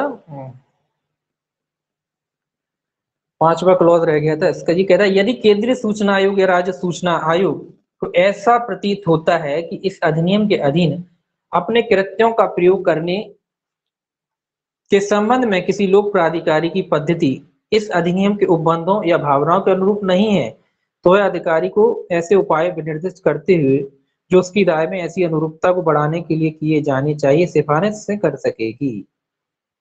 ये क्या कह रहा है, अब चूंकि वहां रखा, सदन में रखा, संसद में या विधानमंडल में जैसी भी स्थिति हो, विधानसभा, विधान परिषद है ना, लोकसभा, राज्यसभा, जहां वो रखा गया बिल, अब उसके बाद केंद्रीय सरकार या राज्य केंद्रीय सूचना आयोग या राज्य सूचना आयोग को क्या लगता है, कैसा प्रतीत होता है, ये केंद्रीय सूचना आयोग की बात कर रहा है कि आयोग को क्या प्रतीत होता है कि जो कर्मचारी आदि हैं वो क्या कर रहे हैं, अपने कृत्यों यानी कार्यों का जो पालन है दक्षतापूर्ण तरीके से या सक्षम तरीके से नहीं कर पा रहे, पूरे सामर्थ्य के साथ नहीं कर पा रहे हैं, या उस भावना के अनुरूप नहीं कर रहे हैं जिस भावना के अनुरूप ये अधिनियम बनाया गया है।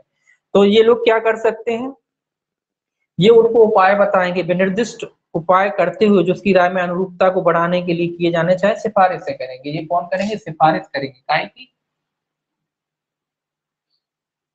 उपायों की, ये भी उपायों की सिफारिश कर सकते हैं। किससे करेंगे जी, आयोग वाले भी सिफारिश कर सकते हैं, उपाय की सिफारिश कर सकते हैं अगर इनको लगता है कि ये अधिनियम के जो है प्रोविजन ठीक से पालन नहीं किए जा रहे हैं, या अधिकारी जो है ढंग से काम नहीं कर पा रहे हैं इनके प्रोविजनों की वजह से, जो एक्ट में जो प्रोविजन है उसकी वजह से जो अधिकारी हैं अपनी पूरी कार्य क्षमता के साथ काम नहीं कर पा रहे हैं, या इसकी जो मूल भावना है वो पूर्ण नहीं हो रही है, अधिनियम की जो मूल भावना है सूचना उपलब्ध कराना वो पूरा नहीं हो रहा है, तो आयोग भी अपने उपाय, अपने सुझाव कह लीजिए, सुझाव सुझाव देगा, अपने सुझाव देगा, किसको देगा, सीधी सी बात है सरकार को देगा, केंद्र और राज्य सरकार जैसी भी स्थिति हो उनको क्या करेगा जी, अपने सुझाव देगा, और उसके बाद सरकार क्या करेगी, अगर उनको उनका सुझाव ठीक लगता है तो वो क्या कर सकती है, इसमें संशोधन कर देगी, अगर उनके सुझावों से सहमत है तो इनके सुझाव भी लिए जाएंगे, किसके लिए जाएंगे, आयोग के, केंद्रीय सूचना आयोग या राज्य सूचना आयोग जैसी भी स्थिति हो, अगर ये अपने कोई सुझाव देते हैं तो ये सुझाव भी दे सकते हैं, अधिनियम को और अधिक रूप दक्षता के साथ पालन किया जा सके इसीलिए। अब सेक्शन 26 है, समुचित सरकार द्वारा क्या करना, कार्यक्रम तैयार करना, कार्यक्रम है जी, प्रोग्राम, कौन करेगा, समुचित सरकार, यानी दोनों केंद्र और राज्य अपने अपने स्तर पर कार्यक्रम तैयार करेंगे। कौन से कार्यक्रम तैयार करेंगे, डीजे वगैरह लगवाएंगे क्या, नहीं डीजे वगैरह नहीं लगवाएंगे, देखिए क्या करेंगे, पहला कह रहा है समुचित सरकार वित्तीय और अन्य संसाधनों की उपलब्धता की सीमा तक, समुचित सरकार मतलब जो धन वगैरह कैसे उपलब्ध कराया जाएगा उसकी सीमा तक, जो उसकी हर स्टेट की, हर अपनी एक क्या होती है, एक आर्थिक स्थिति होती है, उसके उसको ध्यान में रखते हुए ये उपाय करेंगे, कार्यक्रम तैयार करेंगे, है ना। हर आदमी की, जैसे हर आदमी की अपनी वो होती है ना, एक कहते हैं जेब पॉकेट, उसी हिसाब से सरकार की भी पॉकेट है, खर्चा है, तो जितनी सरकार की हैसियत है, जितनी सरकार की क्षमता है, उस हिसाब से सरकार क्या करेगी, अपने कार्यक्रम, अपने प्रोजेक्ट बनाएगी, ठीक है। ये कह रहा पहला ए, जनता की विशेष रूप से उपेक्षित समुदायों की इस बारे में समझ की वृद्धि करने के लिए कि इस अधिनियम के अधीन अनुध्यापात अधिकारों का प्रयोग कैसे किया जाए, शैक्षणिक कार्यक्रम बना सकेगी और आयोजित कर सकेगी, मतलब आयोजन करेगी। जो समाज के लिए कह रहा है कि जो समाज के विशेष रूप से उपेक्षित समुदाय हैं, जिनकी उपेक्षा वर्षों से की गई है, अगर ऐसे कोई समुदाय समाज में विद्यमान है और सरकार को लगता है कि इनको भी इस एक्ट की जानकारी दी जानी चाहिए, उसके लिए सरकार क्या करेगी, कार्यक्रम बना सकती है। कार्यक्रम कैसे होगा, प्रचार प्रसार किया जाएगा, है ना। बहुत सारे तरीके होते हैं, प्रचार प्रसार किया जाएगा, टीवी में दिया जाता है, घर घर जाके बताया जाएगा, जो सारे कार्यक्रम जो भी होते हैं उसमें खर्चा होता है, तो सरकार अपने हिसाब से क्या करेगी, उसका उपबंध करेगी, ताकि सबको जो भी उपेक्षित वर्ग है उनको भी क्या कर सके, उनको जागरूक किया जा सके, उनको शिक्षित किया जा सके इस अधिनियम के बारे में कि आपके क्या राइट है, ये अधिनियम आपकी कैसे हेल्प कर सकता है, तो उसके लिए प्रचार प्रसार करना पड़ेगा। तो प्रचार प्रसार सरकार अपने तरीके से, जितनी उसकी क्षमता होगी उस तरीके से वो प्रचार प्रसार इस अधिनियम का करेगी। दूसरा बी है, ये था, अब बी है, लोक प्राधिकारियों को खंड का में निर्दिष्ट कार्यक्रम को बनाने, उसके आयोजन में भाग लेने और ऐसे कार्यक्रमों का स्वयं जिम्मा लेने के लिए प्रोत्साहित कर सके। अब जो लोक प्राधिकारी हैं जो काम कर रहे हैं उनको भी प्रोत्साहित करेगी कि भाई जो प्रोग्राम हमने इसमें बनाया है, ये प्रोग्राम आप भी जाके इसमें बढ़ चढ़ के हिस्सा लीजिए, इनका हौसला बढ़ाएगी कि साहब आप भी बढ़ चढ़ के हिस्सा लीजिए, है ना। अब हौसला बढ़ाने के लिए हो सकता है सरकार क्या करेगी, बहुत सी चीजें कर सकती है कि भैया आपको हम, आप ये इतना टारगेट दे दिए कि साहब इतना करिए, हम आपको इसमें आपको इंक्रीमेंट देंगे, ये देंगे वो देंगे, वो सारी चीजें तो सरकार अपने हिसाब से कर सकती है। या हौसला बढ़ाने के लिए जो भी केयर करना चाहे, उपलब्धि देंगे, बहुत सारी चीजें होती है उनके हौसला बढ़ाने के लिए कर्मचारियों की, ताकि ये कर्मचारी भी इसमें बढ़ चढ़कर हिस्सा ले, है ना। इसलिए तो सरकार इस तरीके का भी प्रोविजन कर सकती है। अगला क्या कहता है, सी, लोक प्राधिकारी द्वारा उनके क्रियाकलापों के बारे में सही जानकारी का समय से और प्रभावी रूप से प्रसारित किए जाने को बढ़ावा देना। ये कह रहा है कि सही समय पर जानकारी वगैरह उपलब्ध हो जाए, इसके लिए बढ़ावा दिया जाना है कि जो भी जानकारी वगैरह है जो लोक प्राधिकारी द्वारा दी जाती है, टाइम टू टाइम हो काम, काम कैसा हो, टाइम टू टाइम, उसके लिए, इसके लिए भी प्रोविजन कर सकती है सरकार। अगला है, लोक प्राधिकरण के यथास्थिति केंद्रीय लोक सूचना अधिकारी या राज्य लोक सूचना अधिकारी को प्रशिक्षित कर सकेगी और लोक प्राधिकारियों द्वारा स्वयं के उपयोग के लिए सुसंगत प्रशिक्षक सामग्रियों का उत्पादन कर सकेगी। तो इनका प्रशिक्षण की भी व्यवस्था कर सकती है डी में, जो लोक प्राधिकारी जो कर्मचारी वगैरह हैं उनके प्रशिक्षण की, ट्रेनिंग की व्यवस्था कर सकती है। कोई भी अगर सामग्री आदि है तो वो भी उपलब्ध कराई जा सकती है ना, जैसी भी स्थिति। तो ये भी कॉमन चीज है ना, ये भी आपको याद नहीं रखना, कॉमन है। दूसरा एस का देखिए क्लॉज क्या कहता है, समुचित सरकार इस अधिनियम के प्रारंभ से 18 माह के भीतर, कितने माह के भीतर, 18 माह, 18 माह के भीतर अपनी राजभाषा में सहज व्यापक रूप से और रीति से ऐसी सूचना वाली एक मार्गदर्शक का संकलित करेगी जिसकी ऐसे किसी व्यक्ति द्वारा युक्ति रूप से अपेक्षा की जाए जो अधिनियम में विनिर्दिष्ट किसी अधिकार का प्रयोग करना चाहता है। तो ये कह रहा है 18 माह के भीतर ये राज्यों के लिए दायित्व है। कई भाषी राज्य होते हैं ना, तो जो अपनी भाषा में, मातृभाषा में, जो भी उनकी भाषा रही हो, इस अधिनियम को आप मान लीजिए, ये अधिनियम इंग्लिश में छपा है, या मान लीजिए इंग्लिश में ही छपते हैं फिर उनका हिंदी रूपांतरण किया जाता है, मान लीजिए इंग्लिश में छपा है, तो जो भी राज्य हैं अपने हिसाब से क्या करेंगे, उसका, उसके अधिनियमों के जो भी प्रोविजन है उनको 18 माह के भीतर, कितने समय के भीतर, ये अधिनियम बनने के 18 माह के भीतर उसका एक तरीके से ट्रांसलेशन कराएंगे, ताकि जो भी लोग उसको क्या करते हैं, जो सूचनाएं वगैरह हैं, जो अधिकार वगैरह हैं, उसके बारे में अच्छे तरीके से जान पाए। अगर नहीं आती किसी लोगों को तो वो कैसे जान पाएंगे, इसीलिए उसका क्या कराएंगे, जो ट्रांसलेशन आदि कराएंगे, उसके संबंधित जो भी प्रोविजन है, जो भी उपयुक्त प्रोविजन है उसका ट्रांसलेशन कराएंगे और उसको प्रकाशित कराएंगे, ताकि जो भी वहाँ के लोकल लोग हैं वो उसको आसानी से समझ सके। ठीक है, तीसरा क्या कहता है, देखिए तीसरा कहता है, समुचित सरकार यदि आवश्यक हो तो उपधारा 2 में निर्दिष्ट मार्गदर्शी सिद्धांतों को नियमित अंतरालों पर अद्यतन और प्रकाशित करेगी, जिसमें विशिष्टता और उपधारा 2 की व्यापकता पर प्रतिकूल प्रभाव डाले बिना निम्नलिखित सम्मिलित होगा। तो ये कहते हैं प्रकाशन कराएगी नियमित अंतराल, जो भी ऊपर कार्रवाइयां की गई हैं उनका सबका प्रकाशन किया जाएगा। प्रकाशन नियमित अंतरालों पर, मतलब जितना भी अंतराल, एक नियमित अंतर के 6 महीने, साल भर, जैसी भी स्थिति उस हिसाब से क्या कराएंगे, उस सारी चीजों का प्रकाशन कराएंगे।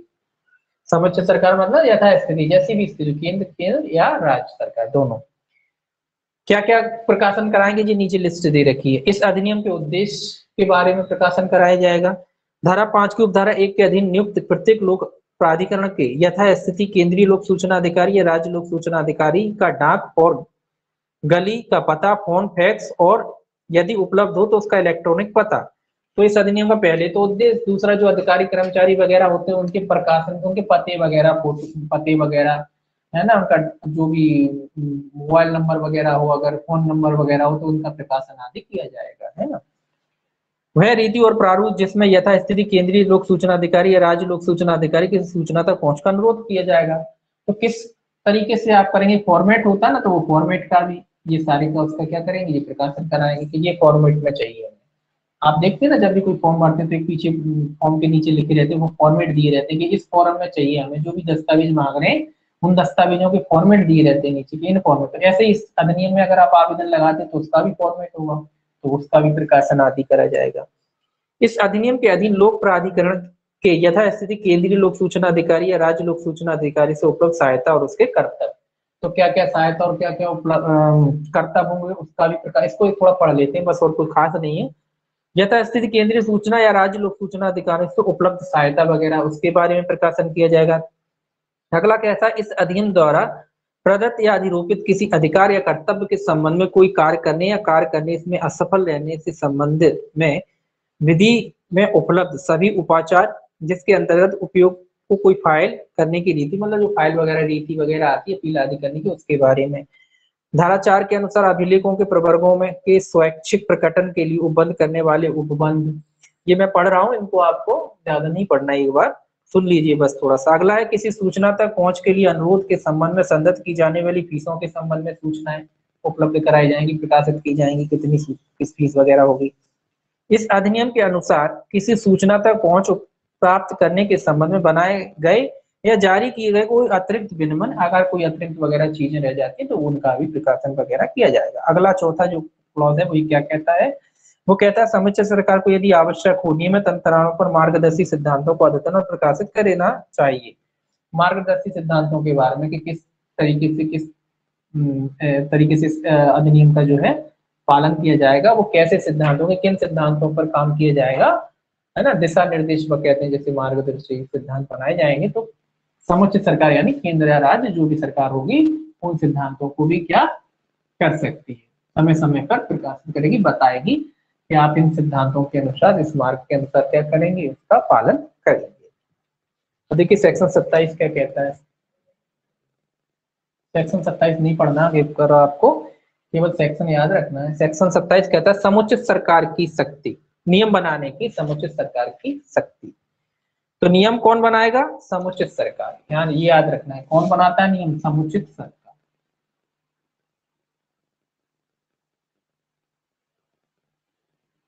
समुचित सरकार मतलब यथास्थिति जैसी भी स्थिति हो, केंद्र के मामले में केंद्र सरकार, राज्य के मामले में राज्य सरकार। अब बात आती है कि किस धारा, तो है इंपॉर्टेंट बात आती है कि अगर आपके कुछ पेपर में ये क्वेश्चन आया कि इस अधिनियम के तहत नियम बनाने की शक्ति है, वहां लिख दिया केंद्र सरकार, राज्य सरकार, समुचित सरकार, है, उपरोक्त सभी लिख दिया।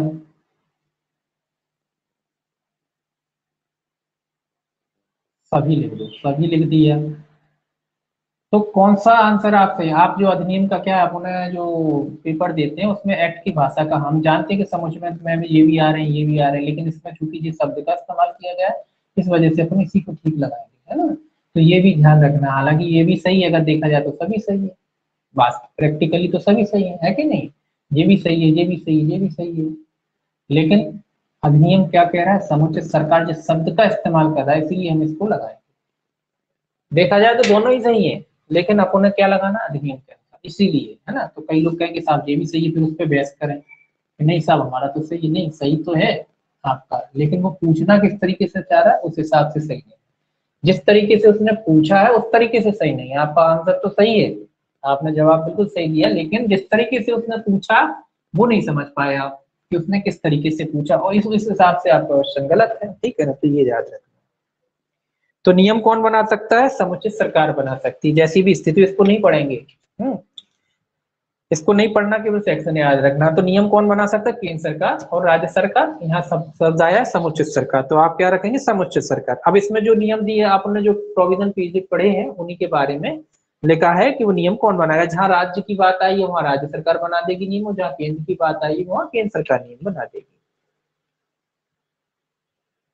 28 भी नहीं पढ़ेंगे। 28 कहता है नियम बनाने की सक्षम प्राधिकारी की शक्ति।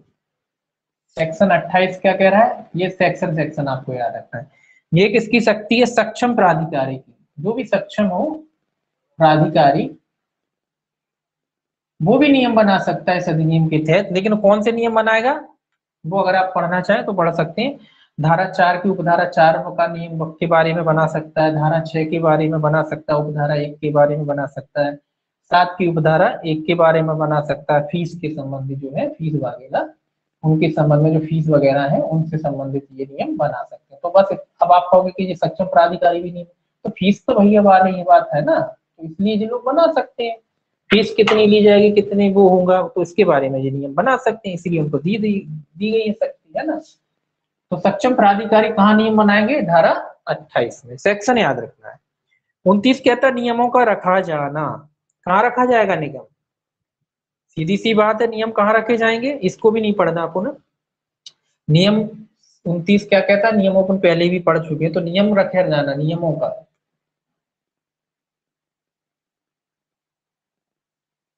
क्योंकि समुचित सरकार बना रही है, सीधी सी बात है, संसद में भी रखे जाएंगे और राज्य विधानमंडल या विधानसभा में भी रखे जाएंगे, है ना।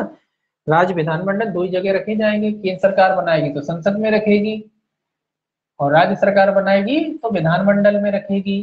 विधानमंडल में दोनों आ जाते हैं, इसीलिए विधानमंडल लिख रहे हैं हम, है ना। विधानसभा, विधान परिषद है ना, इसमें लोकसभा राज्यसभा दोनों आ जाते हैं, इसीलिए ये फुल हो गया।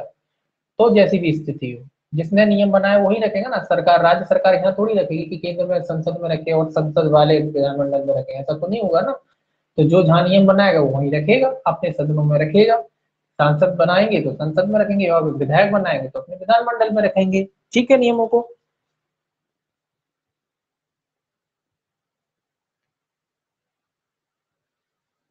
ये 30 सेक्शन 30 और देख लीजिए, ये क्या है? कठिनाइयों को दूर करना है। ये भी सेक्शन याद रखेंगे। ये भी कॉमन है, हर एक्ट में एक ही चीज रहती है, इसीलिए इनको पढ़ने की जरूरत नहीं है। कठिनाइयों को दूर करना, आप ये तो आप जानते हैं, जब ये अधिनियम बनाया, मान लो अब ये अधिनियम बनाया है, अब इस अधिनियम को लागू करने में कहीं हो सकता है कई प्रॉब्लम्स आए, कई कठिनाई आए, है ना। तो इन कठिनाइयों को दूर करने के लिए जो समय अवधि है वो कितनी वर्ष है? 2 वर्ष। 2 वर्ष काय से 2 वर्ष? कि हमेशा 2 वर्ष? तो जब से कठिनाई आई तब से नहीं, 2005 से 2 वर्ष। जब ये अधिनियम लागू हुआ उससे 2 वर्ष मानी जाएगी। मतलब ये अधिनियम 2005 की बात, सनी की बात करें तो 2005 में लागू हुआ, तो इसको आप कितनी वर्ष की अब समय मिला आपको? 5 6 7, यानी 2007 तक आप क्या कर सकते हैं? कठिनाई दूर कर सकते हैं। कौन करेगा? केंद्र सरकार करेगी। अगर कठिनाई होती है, इस अधिनियम को लागू करने में कोई प्रॉब्लम दिक्कत होती है, तो आप सरकार से कहेंगे कि साहब इसका पालन ठीक से नहीं किया जा रहा है, अधिकारी कर्मचारी ठीक से काम ही नहीं कर पा रहे हैं, इसका जो प्रोविजन है वो ठीक से है ही नहीं है, हम ठीक से कर ही नहीं पा रहे। तो ऐसे में आप शिकायत कर सकते हैं। जब अधिनियम लागू हुआ उसके 2 वर्ष के भीतर सरकार क्या करेगी? ये प्रोविजन इसलिए जोड़ा जाता है सहूलियत के लिए, सरकार की सहूलियत के लिए। अगर ये नहीं जोड़ते तो क्या होता? ये नहीं जोड़ते तो ये होता है कि अगर मान लीजिए किसी अधिनियम की, मान लीजिए धारा 5 में इसमें दिक्कत आ रही थी, मान लो अधिकारी कर्मचारी को, वो वाकई में जटिल थी, वो ढंग से पालन नहीं कर पा रहे थे। अब ये धारा चूंकि जुड़ी नहीं थी, है ना, ये प्रोविजन जुड़ा नहीं था, तो अब धारा 5 में प्रोविजन दिक्कत आ रही थी, तो सरकार को अब वो जो भी कर्मचारी वगैरह उन्होंने ऑब्जेक्शन किया, शिकायत किया, अनुरोध किया सरकार से कि साहब इसमें कुछ किया जाए। अब सरकार को इसमें संशोधन करना पड़ेगा। फिर अगर सरकार ने ये धारा नहीं जोड़ी थी तो सरकार को क्या करना पड़ेगा? केवल एक धारा के लिए पूरा संशोधन करना पड़ेगा कि साहब संशोधन करिए, बिल लाएंगे, वे आएंगे। तो उन सारी चीजों से बचने के लिए जो जोड़ दिया कि 2 साल का समय है, अगर होता है तो सरकार सीधा सीधा एक नोटिस निकाल के क्या करेगी? संशोधन कर देगी, वो उस अधिनियम में शामिल हो जाएगा। इसीलिए ये जोड़ा जाता है, और ये सभी अधिनियमों में जोड़ी जाती है ये बात, है ना, ताकि कोई भी दिक्कत वगैरह आए तो संशोधनों वाले जो रट्टे हैं सरकार के, उससे बचा जा सके। जो जटिल प्रक्रिया होती थोड़ी, तो उससे बचने के लिए ये रख दिया जाता है। तो जो कठिनाइयों को दूर करने की शक्ति है वो कितने में दी गई है? धारा 30 में। और धारा 31 जो है वो निश्चित समाप्त हो चुकी है। ये आप याद रखना, सूचना स्वतंत्रता अधिनियम 2002 द्वारा, इसका नाम याद रख सकते हैं। 31 में जो कौन सी जो धारा 31 निश्चित की गई है, किस अधिनियम द्वारा, ये याद रखना, सूचना स्वतंत्रता, सूचना स्वतंत्रता अधिनियम 2002 द्वारा इस धारा को क्या किया गया है, समाप्त कर दिया गया है। तो ये याद रखना आपको, ये क्यों याद रखना, पूछ सकते हैं, क्यों नहीं पूछ सकते जी, बिल्कुल पूछ सकते हैं जी। तो किस अधिनियम के तहत समाप्त की गई धारा 31, सूचना स्वतंत्रता अधिनियम 2002 द्वारा धारा 31 को क्या किया गया है, समाप्त कर दिया गया। तो ये आपको याद रखना है, ठीक है। ये आपका एक्ट हो गया खत्म। अब सोमवार को अपन मिलेंगे, सोमवार को पढ़ेंगे आप हम लोग आबकारी अधिनियम, आबकारी अधिनियम, मध्य प्रदेश आबकारी अधिनियम, ठीक है। तो आबकारी अधिनियम अपन सोमवार से पढ़ेंगे।